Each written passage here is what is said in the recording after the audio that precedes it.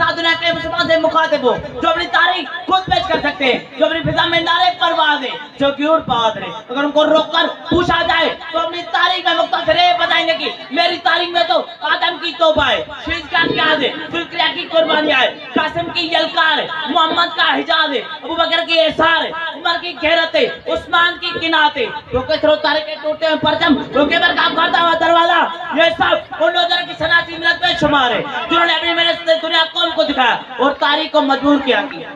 फतह का ताज खुद जाकर उनके सर पे रखे।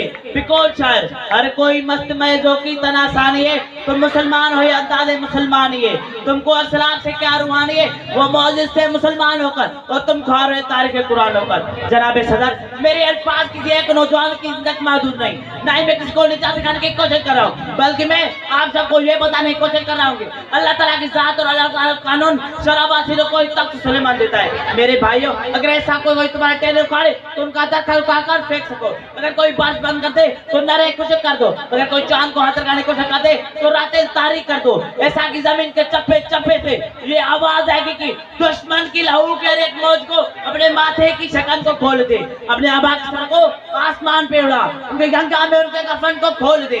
छीन ले दुश्मन की बीनाइयां, रोज रोशन मुनाज़िर शाह, तेरा दुश्मन जहन्नम का दिन बने, उन पे चिंगारियों की बरसात कर दे। शुक्रिया।